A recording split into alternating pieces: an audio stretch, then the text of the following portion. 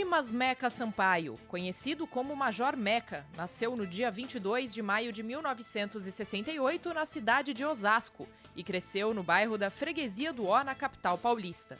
Filho de soldado da Polícia Militar, se apaixonou pela profissão e seguiu os passos do pai. Em 1988, ingressou no curso preparatório de oficiais da Academia do Barro Branco. Atuou na rota, esteve no 2º Batalhão de Choque, além de batalhões de área metropolitana de São Paulo. Também atuou na Companhia de Ações Especiais de Polícia, a CAEP, e comandou o 4º Batalhão de Ações Especiais de Polícia, o BAEP. Foram mais de 30 anos de serviço na PM de São Paulo, encerrando a carreira militar em razão do ingresso na vida parlamentar. Foi eleito deputado estadual pela primeira vez em 2018 e reeleito pelo PL em 2022 com mais de 224 mil votos. É integrante da Frente Parlamentar pela implementação de escolas militares no estado de São Paulo e também da Frente Parlamentar pelo Direito Militar do estado de São Paulo. Agora, em 2023, no início da 20ª legislatura, foi eleito pelos parlamentares para presidir a Comissão de Segurança Pública e Assuntos Penitenciários da Assembleia Legislativa do Estado de São Paulo.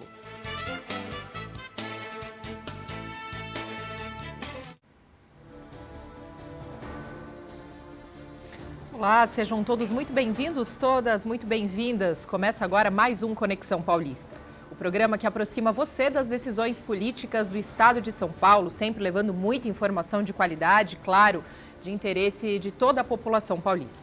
O programa de hoje recebe o deputado Major Meca, do PL, presidente da Comissão de Segurança Pública e Assuntos Penitenciários da Alesp. Deputado, seja muito bem-vindo, muito obrigada por falar conosco. Olá, Mariana, grande satisfação poder estar com vocês aqui e bater esse papo. Satisfação é toda nossa, deputado. Na edição de hoje também me acompanham os jornalistas Thales Maurício, chefe de redação da TV Alesp, e Kleber Gonçalves, editor-chefe do portal da Alesp. Sejam muito bem-vindos. Obrigado, Mariana, deputado, Kleber. Vai ser muito legal bater um papo aqui, então, com o nosso deputado. Mariana, muito obrigado pelo convite, muito obrigado, Thales. Muito obrigado pela presença, deputado. Acho que vai ser um momento bastante importante de discussão. Deputado, vamos abrir então, comentando, o senhor preside, a Comissão de Segurança Pública aqui na Assembleia Legislativa, no momento em que muito se fala e muito se discute o papel dos agentes públicos de segurança dentro da sociedade, não só nos níveis municipais, estaduais e federais também. Antes do senhor falar um pouco para a gente sobre isso, nós temos um vídeo, vou pedir para que o senhor acompanhe conosco. Ok.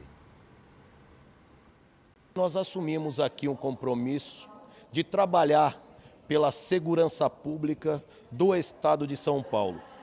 A segurança pública, que é uma pauta extremamente importante, pois o povo não suporta mais as situações que vem atravessando em relação a sequestro, em relação a homicídios, agressões, perturbações do sossego e inúmeras outras naturezas de delito que assolam o povo do nosso Estado.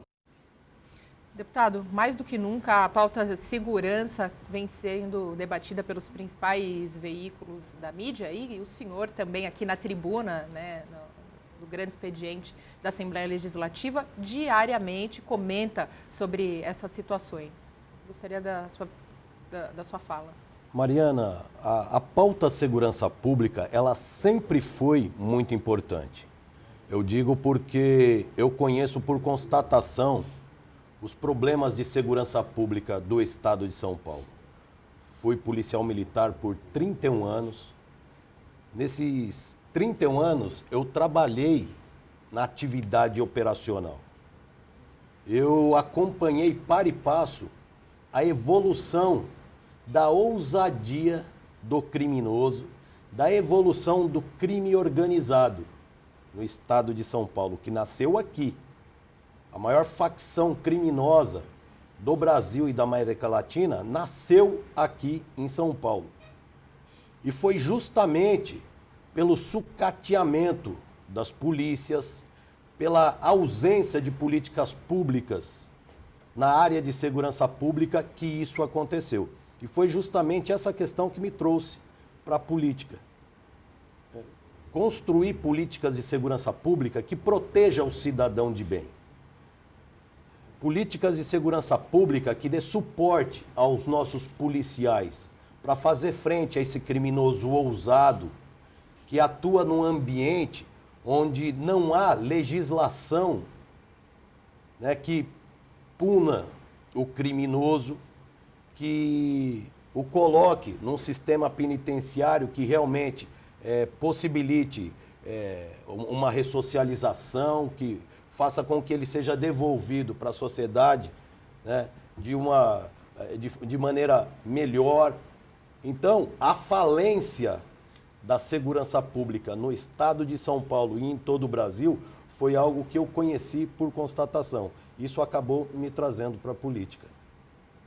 E, deputado, à frente da Comissão de Segurança Pública e Assuntos Penitenciários, quais seriam aí os principais desafios e quais serão as estruturas, o foco, o objetivo do trabalho da comissão, tendo o senhor como o presidente? O principal desafio, Thales, é fazer da nossa comissão um grupo de trabalho que busque fortalecer políticas de segurança dentro do Estado.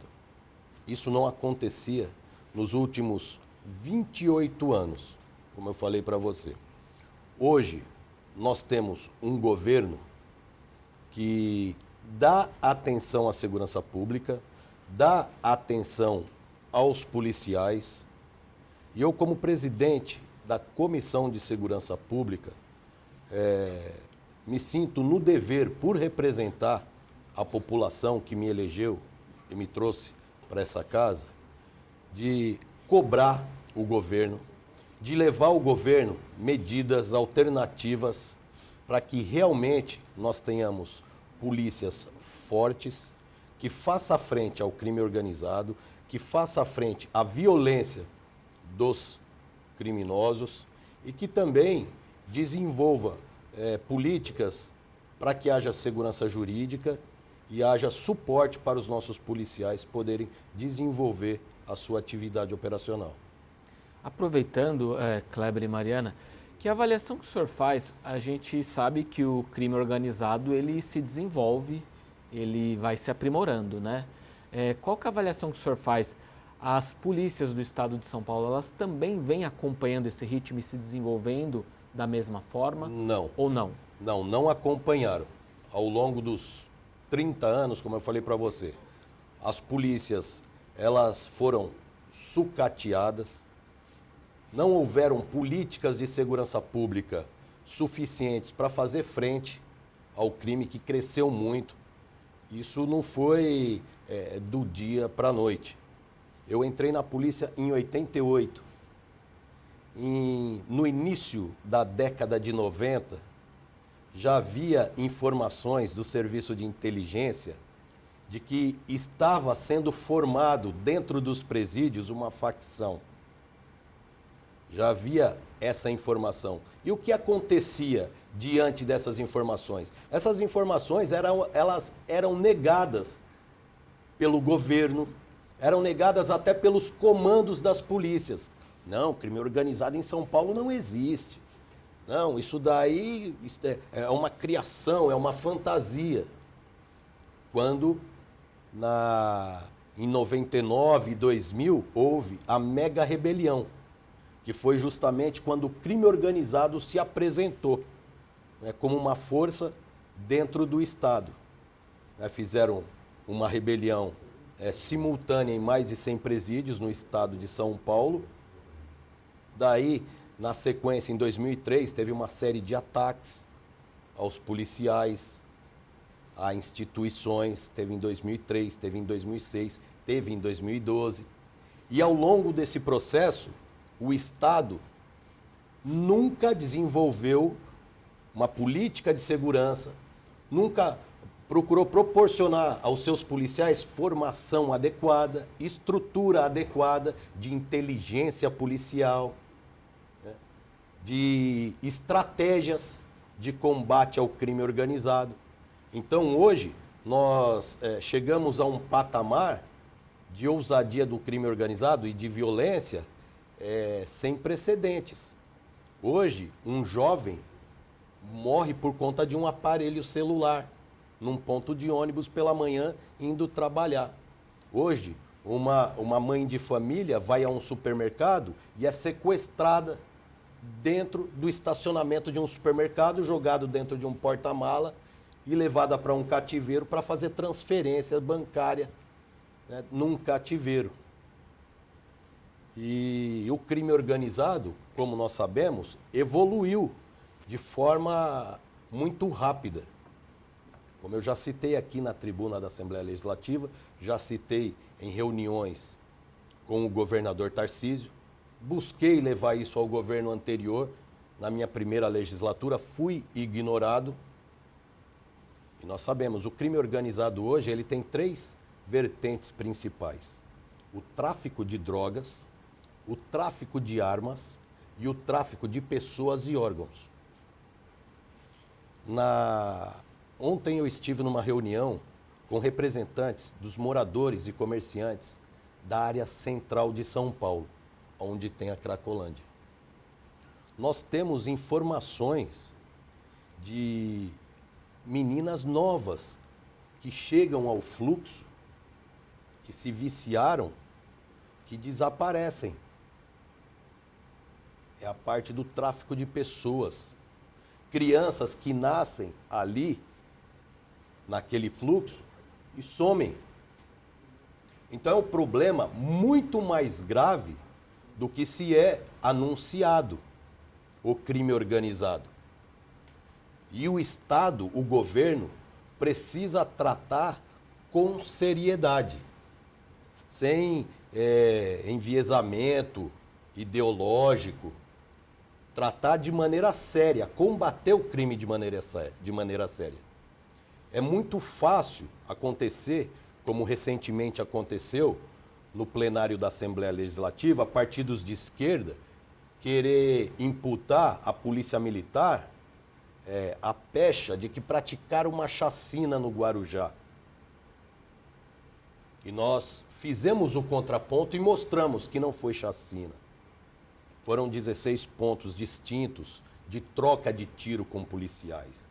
Não é de hoje que morrem policiais, né, na cidade do Guarujá,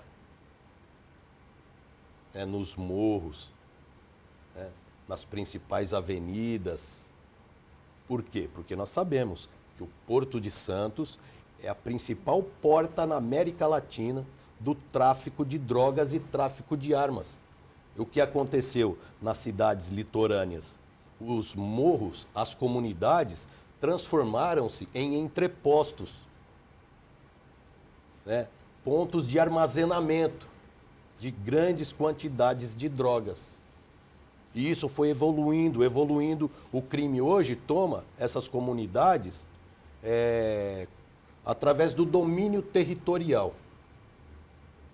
É aquela filosofia desenvolvida pelo criminoso de levar à comunidade condições que o Estado não levou. Então, o cidadão pobre, o trabalhador, ele precisa de um remédio para o filho dele, o traficante fornece. Precisa de material escolar para o filho dele, o traficante fornece. Ou seja, são práticas de guerrilha, onde o traficante, ele angaria a simpatia da população local para que ele tenha o apoio dessa população quando a polícia vai atuar naquele terreno. E isso foi evoluindo ao longo dos tempos. E hoje é um desafio, né, nós combatermos o crime organizado, o tráfico de drogas, o tráfico de armas e o tráfico de pessoas e órgãos. Existem estudos que demonstram que o crime organizado no mundo movimenta um montante de recurso, né, idêntico aos recursos que os cheques árabes movimentam no petróleo.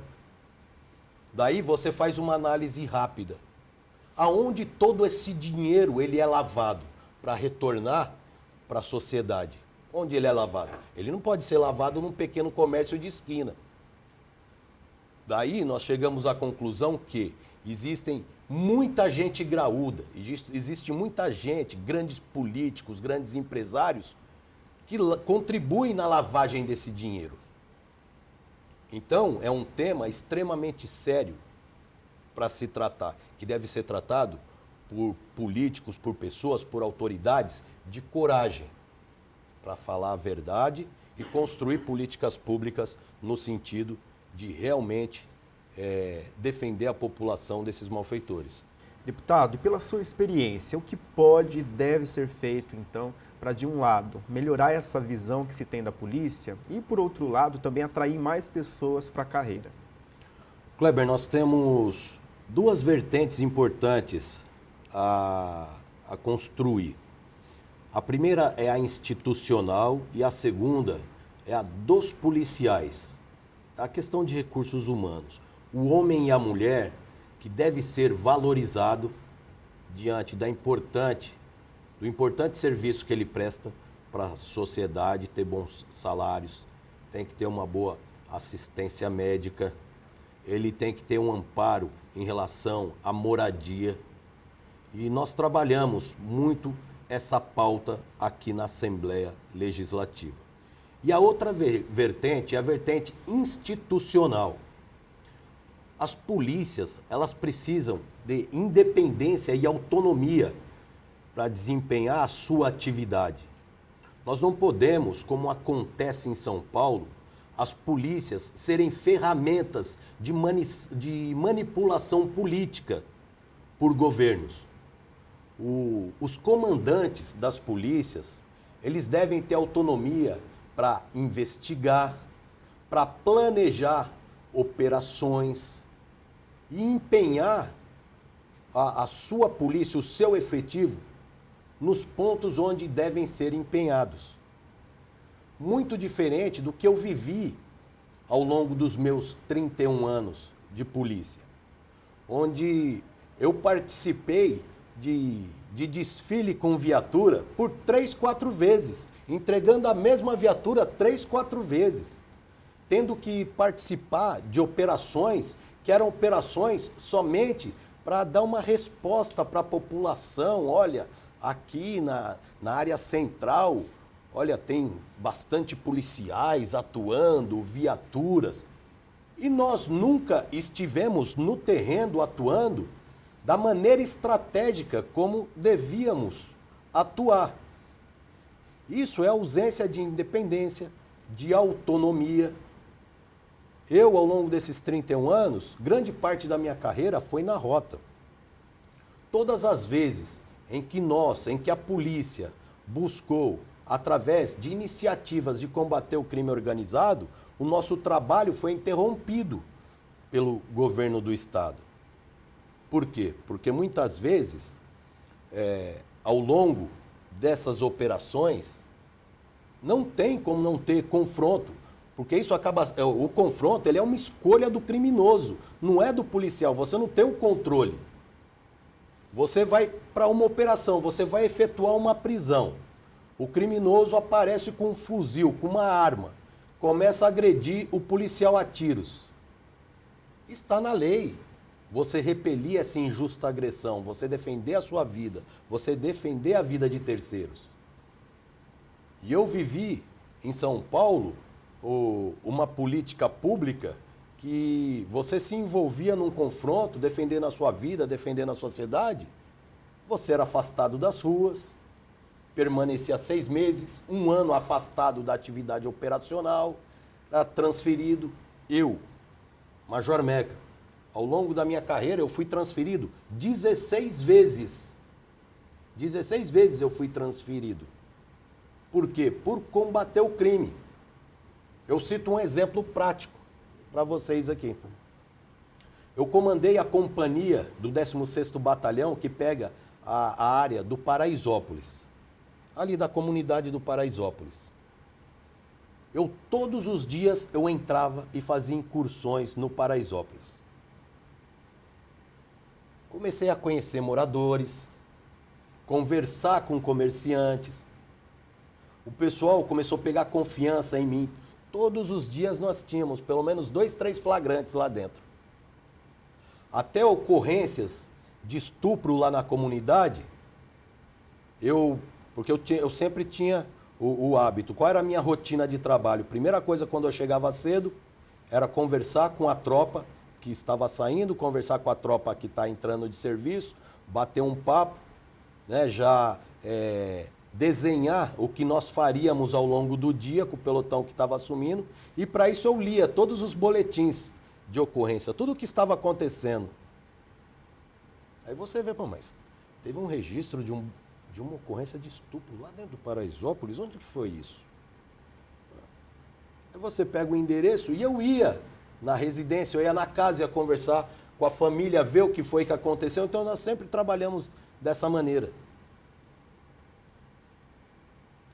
O que aconteceu comigo na época? Teve uma ocorrência, um flagrante, nós apresentamos ali no 89 IDP. E nós tínhamos um trabalho muito próximo com a Polícia Civil.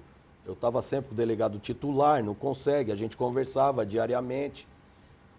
E em uma oportunidade, teve um advogado de um traficante que nós prendemos, que veio com aquela conversa, né, de, olha, o senhor precisar, o senhor pode entrar em contato com a gente, se o senhor quiser bater um papo, sabe, a gente está à disposição, se o senhor precisar de uma ajuda, o senhor pode falar se o senhor quer uma ajuda quinzenal, mensal. Mas aí você começa a dar corda para ver, o cara já percebe qual é a sua intenção. A intenção da gente é prender, como eu já fiz em algumas vezes. E continuei com o meu trabalho. Na sequência, eu recebi ordem para não entrar mais no Paraisópolis. Recebi ordem para não entrar mais no Paraisópolis. Falei, mas como que eu não vou entrar lá? São ruas que estão dentro da área da minha companhia. Tem crime lá dentro, como que eu não vou entrar lá? Não vou conversar com as pessoas, não vou patrulhar, não, que é muito perigoso. Mas eu vou lá porque é perigoso mesmo. Eu tenho que ir onde é perigoso. Eu sou policial. Se eu souber que tem alguém armado em algum lugar, é lá que eu tenho que ir. Não, mas lá tem ladrão, lá tem fuzil, então é lá que eu vou. Se tem ladrão com fuzil, eu quero ir lá, porque eu quero prender esse ladrão, quero prender esse fuzil. Mas se tiver troca de tiro, eu entrei na polícia para isso. Moral da história, eu fui transferido. Como eu falei para vocês, por 16 vezes eu fui transferido. O que é isso? É interferência da política nas polícias. E isso sempre aconteceu no estado de São Paulo. Tanto que em todos os lugares que eu vou, eu sempre falo a respeito que no Brasil nunca se conversou de maneira séria e técnica por quem conhece segurança pública o sistema falido que nós temos hoje de segurança pública no Brasil e no estado de São Paulo. Todo o sistema de segurança pública precisa ser rediscutido com seriedade. Mas como na política tem muito corrupto, na política tem muito bandido, a dificuldade de se caminhar com a pauta é muito difícil. Porque quem quer uma polícia forte? Quem quer uma polícia que tenha autonomia e independência para investigar criminosos, seja ele quem for? Seja de colarinho branco, seja aquele que está nas ruas, né, levando a violência, subjugando, né, o trabalhador. A gente vê que ninguém quer, porque quando você chama para essa discussão, sem viés político, todo mundo pode discutir. Eu, como presidente da Comissão de Segurança Pública, eu conduzo de forma extremamente democrática, sempre abrindo a palavra e a discussão para todos, seja qual a sua ideologia política. Mas sempre os chamo a identificar a verdade do que acontece no nosso estado. Não é acusar um policial, né, de violência, sendo que você mal sabe o que aconteceu no local. Então, para fechar a resposta a você, Kleber, o fortalecimento das instituições em termos de independência e autonomia de atuação e o fortalecimento dos operadores de segurança pública em termos de valorização e suporte.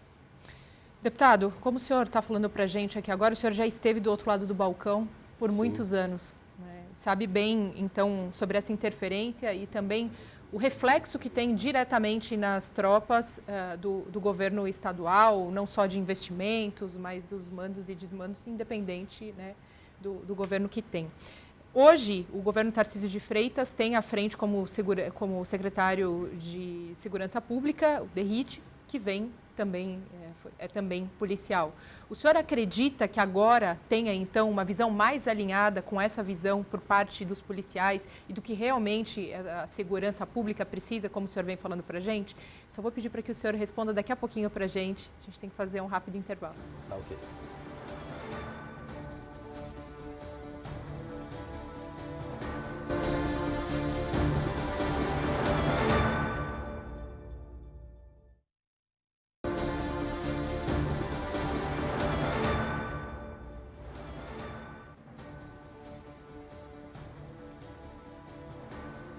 Estamos de volta com o segundo bloco do Conexão Paulista de hoje. Estamos conversando com o deputado Major Meca, do PL. E no bloco anterior eu havia perguntado o que o deputado acha, então, da atual gestão do secretário de Segurança, Derrite, já que o senhor comentava no bloco anterior sobre a ineficiência, digamos assim, de alguns governos frente às polícias, às forças policiais.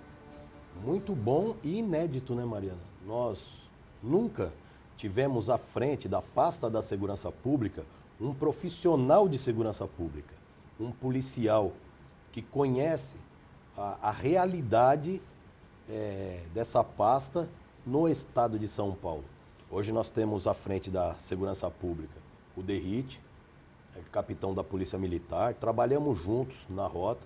Eu era capitão, comandante de companhia na rota, ele era tenente, comandante de pelotão. Lá combatemos o crime organizado junto. O doutor Nico, que é o secretário adjunto, delegado de polícia, também um profissional extremamente operacional. E as nossas expectativas, as expectativas de todo o povo de São Paulo é muito grande em relação à segurança pública. Ele vem fazendo um bom trabalho. Nesse primeiro semestre, como eu citei, a questão da valorização dos policiais. No primeiro semestre agora, de 23, foi enviado pelo governador Tarcísio o projeto de valorização dos policiais, uma recomposição salarial muito importante, tendo a média de recomposição de 20% aos policiais do nosso estado. Operações que estão sendo desencadeadas tanto no centro de São Paulo, no combate à Cracolândia, como no combate ao crime organizado, que é o exemplo da Operação Escudo, que está sendo desenvolvida no Guarujá. Medidas importantíssimas para o enfraquecimento do crime organizado, e a devolução das ruas de São Paulo aos cidadãos de bem. Thales? Deputado, recentemente foi aprovado aqui na LESP um pacote de 46 projetos de lei, entre eles um projeto de autoria do senhor que institui o Programa de Proteção a Agente de Segurança Pública Gestante, né? Gostaria que o senhor falasse sobre a elaboração desse projeto de lei, né, como foi trabalhar nessa proposta e também já nos adiantar como é que deve ser o trabalho da LESP nesse segundo semestre, quais devem ser os principais temas nesse segundo semestre. Começando pelo nosso projeto, que é o projeto de lei 369, que nós aprovamos a semana passada. Ele trata da segurança, do conforto da mulher policial, né, gestante. Como eu falei para vocês, eu conheço todos esses problemas bem de perto. Então, esse projeto de lei, ele tem o objetivo de proporcionar a agente de segurança. Quando eu digo agente de segurança, são as policiais militares, as policiais civis, policiais técnicos científicos, as policiais penais, as agentes socioeducativas que trabalham nas fundações casa, no sentido de que elas possam ter uma gestão, trabalhando em locais que não sejam insalubres, trabalhando em pontos próximos aonde elas residem, para que elas não tenham prejuízos em relação à promoção, à contagem de tempo na corporação, porque acontece muito hoje do que a policial, quando ela está gestante, ela não pode fazer os testes de aptidão física. Então, muitas vezes, isso as impede de promoção por serem consideradas inaptas fisicamente. Então, esse projeto tem esse intuito de dar o conforto dela ter uma gestação segura, sem prejuízos à sua carreira, próximo à sua residência e também quando do retorno da licença maternidade. Ela poder acompanhar a evolução do bebê, a amamentação, trabalhando num local, num ponto próximo à residência dela. Deputado, o senhor foi um dos principais articuladores no primeiro semestre em relação ao projeto de recomposição salarial das polícias. E aí a gente sabe também que aqui nos bastidores, né, da LESP é necessário haver toda uma articulação para que algumas pautas caminhem. Como é que o senhor avalia o contato com os demais parlamentares? Como foi na legislatura passada? Como é que o senhor avalia que tem sido hoje esse contato com os diferentes parlamentares das diversas siglas partidárias? Sempre foi muito boa essa articulação, Kleber, com todos os líderes de bancadas, com todos os partidos. Essa pauta da valorização, da recomposição salarial das polícias, eu trabalho, a minha prioridade desde do meu primeiro mandato. Sempre trabalhei de forma muito intensa, cobrando o governo em relação aos baixos salários dos policiais no estado de São Paulo. E eu sempre tive muito apoio das bancadas aqui dessa casa. Na verdade, a intensidade dos nossos trabalhos, até com movimentos em frente ao Palácio do Governo, à Secretaria de Segurança Pública, porque nós, quando trabalhamos por uma pauta, muitas vezes a gente vê que o governo, ele, como aconteceu comigo na legislatura anterior, o governo ele foi fechando portas. Quando o governo viu a dificuldade de argumentar comigo, porque não adianta você querer vir me falar que está tratando com dignidade os policiais, sendo que eu estava na ativa até ontem. E eu conheço a realidade e as dificuldades dos nossos policiais. Então, essas portas foram se fechando, nós fomos dando evolução, à publicidade do abandono das polícias, do sucateamento. E isso foi gerando um desgaste para o governo, que no último ano de governo, ano passado, teve que dar um reajuste, porque aí entrou no desespero, né, de campanha política que precisa acenar para uma categoria importante que está abandonada. Aí nós tivemos os 20% ano passado e tivemos mais outro no início agora do governo Tarcísio, que eu agradeci muito da tribuna da Assembleia Legislativa, porque foi o primeiro governador nos últimos 30 anos. Nós vimos no primeiro ano de governo, no primeiro semestre, separar uma fatia do orçamento para a valorização dos policiais no estado de São Paulo. E esses 2 reajustes salariais acabou sendo uma comprovação de que o governo sempre mentiu para nós policiais. Não, a polícia ela é muito grande, não tem como dar um reajuste de 2 dígitos, isso é impossível, não tem recurso. Aí, agora teve recurso, né? No último ano de governo, desespero de campanha, nós vimos que realmente tinha recurso para valorizar os policiais, mas isso, infelizmente, nunca aconteceu, né, em 30 anos que nós passamos na polícia.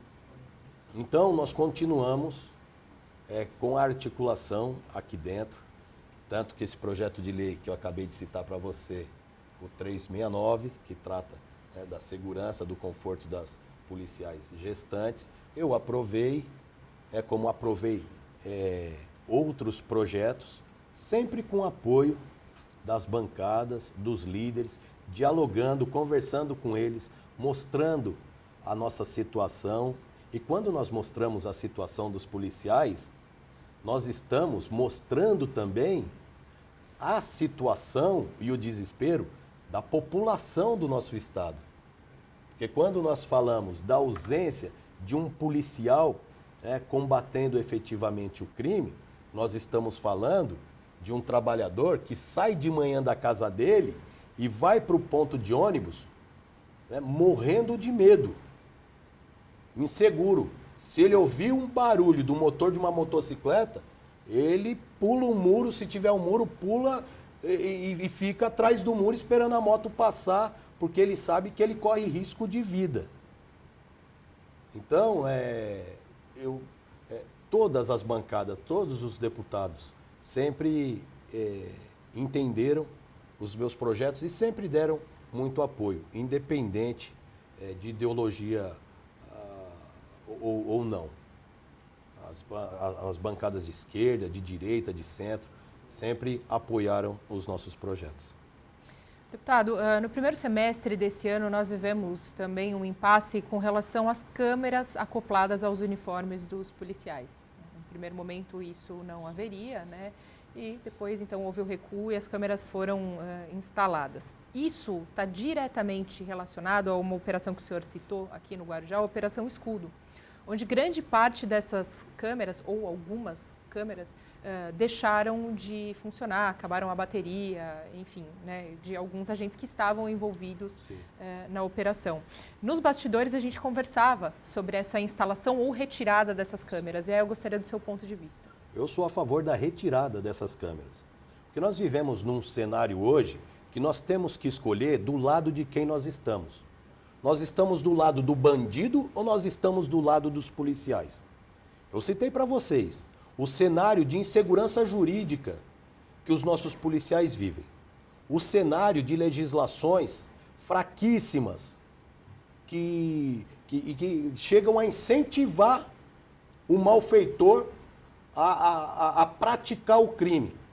Porque o bandido ele vai preso, ele tem meia dúzia de saída temporária, ele tem visita íntima, dentro da cadeia ele faz o que quer, usa droga, né? Assiste Champions League, ou seja, ele tem um escritório onde ele planeja, onde ele trabalha, né, sob a segurança do Estado, né, no trabalha para pagar a estadia dele, ele toma café da manhã, almoça, janta, chá antes de dormir e daí por diante. Todo um cenário que favorece o criminoso. Aí nós pegamos, dentro desse cenário, a gente coloca uma câmera no peito do policial, onde a gente acompanha.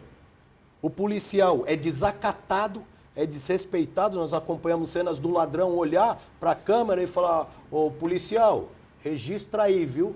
Você nasceu de novo hoje. Porque se eu tivesse armado eu ia te matar. Então comemora essa data aqui como uma nova data de aniversário. E a gente vê que providência alguma é adotada no sentido de se modificar esse cenário. Então, a câmera acoplada na farda do policial hoje, Mariana, ele só faz dificultar a vida do policial, só faz dificultar a sua atividade operacional E esse prejuízo não é só para o policial, é principalmente para a população que acompanha o crescimento da ousadia, né, e o crescimento da violência do criminoso. Então tem que se tirar essas câmeras das fardas dos policiais e conversar políticas públicas de segurança pública séria, que realmente mude esse cenário.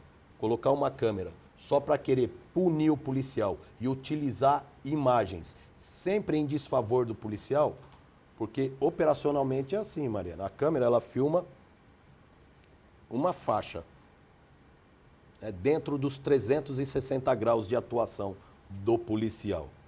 Ela não filma os 360 graus, que é a realidade que o policial está inserido no teatro de operações. Eu posso receber agressões de qualquer ponto desses 360 graus e não ser registrada pelas imagens.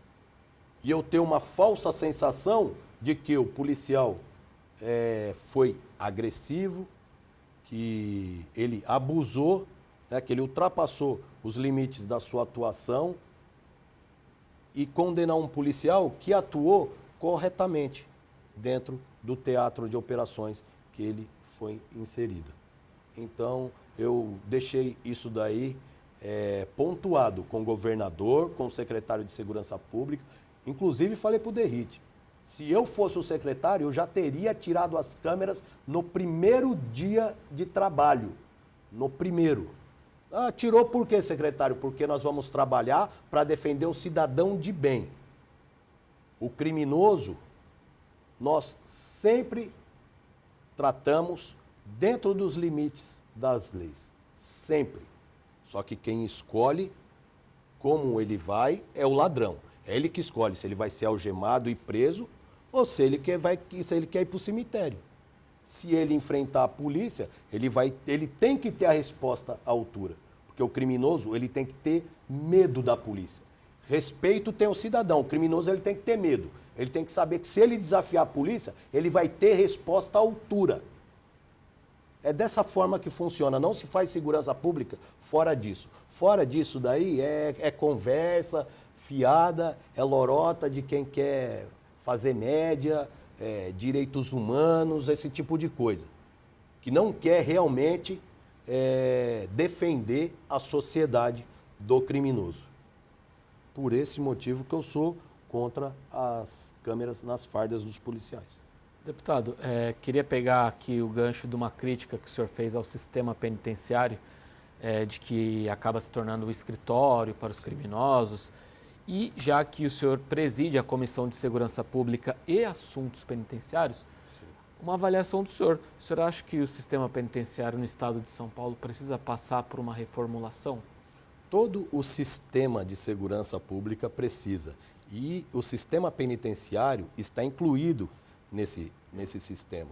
Porque quando nós falamos de segurança pública, nós falamos das polícias, nós falamos do Ministério Público, nós falamos do Judiciário, nós falamos do sistema penitenciário, porque em qualquer país desenvolvido que você vai, até existem várias polícias. Você chega nos Estados Unidos, existem várias polícias. Existe polícia municipal, polícia estadual, polícia federal, polícia dos portos, polícia dos aeroportos. Todas essas polícias trabalhando com um ciclo completo de polícia e fazendo a parte operacional por cooperação. As agências de inteligência estruturadas trabalhando por cooperação. Então, como que funciona? A polícia efetuou a prisão de um criminoso, ela mesma cumpre com as formalidades, né? No mesmo prédio já tem um promotor de justiça que acompanha tudo e, conforme o crime que foi praticado, já oferece a denúncia para que um juiz, logo na sequência, seja depois de 3, 4 dias, uma semana, já vá a julgamento esse criminoso que praticou esse crime. É a celeridade da justiça. Não é como no Brasil. O cidadão, acontece, e eu cito como exemplo o que acontece no Presídio Militar Romão Gomes. Policiais que se envolvem em ocorrências policiais são recolhidos ao presídio, ficam presos 1 ano e meio, 2 anos e são absolvidos. Isso acontece pelo Brasil inteiro, porque a celeridade da aplicação da lei, ela está diretamente ligada à força do Estado em reprimir, em dar resposta, em mostrar que o crime não compensa. Então, o criminoso preso foi condenado, ele tem que ser inserido num sistema penitenciário onde ele vai trabalhar, ele vai ter uma rotina de atividades, onde ele vai ter a oportunidade de ter contato com valores que ele esqueceu lá fora, de respeito ao próximo, de respeito às regras de convívio social. Se precisar, quer fazer uma atividade para que você aprenda uma profissão, para quando você saia daqui, você seja reinserido na sociedade e tenha uma atividade laboral para desenvolver, tem que ter, tem que trabalhar, tem que produzir. Porque o trabalhador, cidadão de bem, trabalha para pagar o aluguel dele. Como que você vai viver aqui e não vai produzir nada? Vai passar o dia inteiro dormindo, fumando maconha e utilizando o espaço como escritório. Ou seja, o crime vai se desenvolver, o crime vai crescer. E com esse sistema penitenciário, o crime organizado não acaba nunca. Porque o principal escritório central deles é mantido pelo próprio Estado. Não acaba nunca, não tem como você interromper essa evolução. Então, por isso que eu falo, quando nós falamos de discutir de maneira séria o sistema de segurança pública, são todos esses pontos onde precisam haver alterações de legislação e de rotinas das polícias, Ministério Público, Judiciário e sistema penitenciário. Até para fazer essas melhorias, deputado, nós precisamos de recursos, né? Aí eu gostaria de lembrar que a Assembleia está realizando, durante os meses de agosto e setembro, audiências públicas em diversas regiões do Estado, justamente para discutir o orçamento do próximo ano. O orçamento destinado à segurança pública está adequado? Haverá agora, neste segundo semestre, uma defesa para aumentar? Como é que o senhor avalia essa questão? Olha, quando a gente fala em recurso, a gente ter dentro da pasta recursos para investimento, isso é muito importante. Por qual motivo? Ontem eu visitei a 4ª Companhia do 7º Batalhão, no centro de São Paulo. E levei a notícia ao secretário Guilherme Derrite. Falei para ele, eu tenho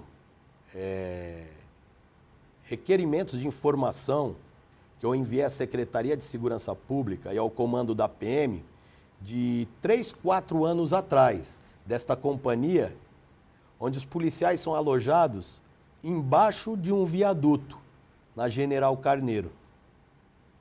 Os policiais têm um espaço que acabam compartilhando com rato, com escorpião, baratas e daí por diante. Isso há muito tempo. Eu falei para ele, isso precisa mudar. E ele anotou lá no papel e vai dar a prioridade. Estive lá, conversei com policiais. Então, nós temos recursos para investimento, para que nós possamos proporcionar ambientes adequados aos policiais, mudanças de companhias, de delegacias, reformas importantes que precisam ser feitas. Nós estamos, esse ano aqui, começamos as reformas de alguns destacamentos e companhias pelo interior de São Paulo. Isso é muito importante.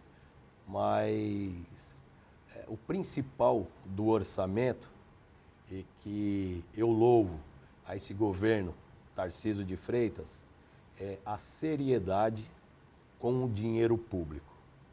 Porque nós sabemos que o principal é saber como gastar o recurso. É saber empenhar o dinheiro da maneira adequada, sem desperdício e cortando gastos. Eu acredito que esse próximo orçamento, o governador, todos nós conseguiremos ver grandes resultados por parte das políticas públicas implementadas pelo Tarcísio de Freitas. E essas reuniões com a população é extremamente importante, né? Para que se possa identificar o local onde realmente precisa de dinheiro. O hospital, a escola, o ponto ali onde precisa de investimento em infraestrutura, seja o saneamento básico e daí por diante. A população mostrar aonde estão os problemas. Deputado, quando a gente fala em segurança, né, os temas e os problemas são infinitos, né, e não tem como a gente conversar com um agente de segurança, ainda que seja na condição de um deputado estadual, sem a gente tocar num problema central que vem se dissipando, que é a questão da Cracolândia. E, além disso, o senhor integra a CPI do crack instalada aqui na Assembleia Legislativa do Estado de São Paulo. Nós já estamos encaminhando para o final, para a última pergunta, mas não tem como deixar de tocar nesse assunto com o senhor. Sim, Mariana. No primeiro semestre agora de 23, eu fiz 2 audiências públicas, trazendo os moradores, os comerciantes lá da região central. Fizemos reuniões com o vice-governador, Felício Ramute, que está à frente desse trabalho, em conjunto com várias secretarias, para combater a Cracolândia, que é um problema seríssimo, extremamente grave. Como eu citei para vocês, acho que foi nos bastidores, ontem, no final da tarde, nós tivemos uma reunião com o procurador-geral, o procurador Mário Sarrubo, procurador-geral de Estado, né, para que o Ministério Público esteja envolvido em todo esse processo. E a Cracolândia é um ponto extremamente preocupante, Mariana, porque nós vimos no último final de semana, semana passada, um movimento de moradores que já ultrapassaram aquela fronteira do suportável e eles estão indo às ruas fazer frente ao fluxo. Na Rua Gusmões, os moradores se reuniram e foram para a rua para expulsar aquelas pessoas da frente da casa delas. E quando nós vamos até o local, não é passar pelo local. Quando a gente passa, já fica impressionado. Mas passa um dia ali no centro de São Paulo, na Gusmões, Guaianazes, né, Rio Branco, Duque de Caxias, todos aqueles quadriláteros onde está concentrado o fluxo de viciados, o fluxo ali que é alimentado pelo tráfico. O que a gente identifica? A prática a céu aberto de vários crimes. Tráfico de drogas, formação de quadrilha, corrupção de menores, tudo a céu aberto. E com viaturas ao redor, tomando conta e zelando, né, daquele fluxo. Aquilo precisa acabar. Os moradores não aguentam mais. Na última audiência pública, teve um casal aqui com um filho autista de 12 anos, que o fluxo é instalado bem na porta do prédio deles. O filho, para sair de manhã, tem que passar no meio do fluxo. O filho vê, né, o traficante com os caixotes, o crack em cima, uma arma, né, comercializando a droga. O viciado pega, para a criança, abre a mochila para ver o que tem dentro. Então a gente vê o desespero dessas pessoas. E nós estamos à frente desse trabalho, apoiando os moradores e os comerciantes, porque eles, na verdade, suportaram até um ponto que é de não acreditar o que aquele pessoal vive. Bom, mais alguma pergunta, senhores? Senão nós vamos encerrar. Eu gostaria de agradecer demais, deputado. Sem dúvida, teria mais uma série de assuntos para conversar, mas a gente continua Fica para uma próxima oportunidade. Gostaria de agradecer demais aqui o deputado Major Meca no Conexão Paulista de hoje. Claro, sempre agradecendo a presença de Thales Maurício, também Kleber Gonçalves. Um prazer fazer o programa ao lado de vocês. Agora, antes de encerrarmos, deputado, nós temos uma foto aqui. Vou pedir para que a direção coloque no telão uma foto do senhor com seu pai. Meu pai, Fernando Meca Sampaio, Que ingressou na Força Pública em 1961. Que inclusive inspirou o senhor Sim. a seguir essa carreira. E aí eu peço para que o senhor encerre com uma mensagem. Olha, Mariana, você colocou a foto do meu pai, né? Quem me inspirou a entrar na polícia, a ser o que eu sou hoje. E esses quem são, deputado? É a minha família. São os meus pais, minha esposa, minha irmã, meus filhos. E tudo que eu sempre fiz na minha vida foi a eles. Todos os valores que eu trago hoje comigo foi resultado do empenho do meu pai e da minha mãe na minha criação. E a Marlene, a minha esposa, que nós estamos juntos desde os 14 anos. Temos 3 filhos fantásticos e os amo demais. É um amor tão grande que... Me desculpa. Imagina. E esse mesmo amor, esse mesmo empenho nós temos no nosso trabalho, na defesa do povo de bem. E vamos em frente, que Deus está com a gente. Conseguiremos fazer do nosso estado um lugar melhor para todos nós. Muito obrigada, Major Meca, muito obrigada pela sua presença. Você já sabe, nós temos um encontro marcado todas as quintas-feiras, às 9 horas da noite. Até o próximo Conexão Paulista.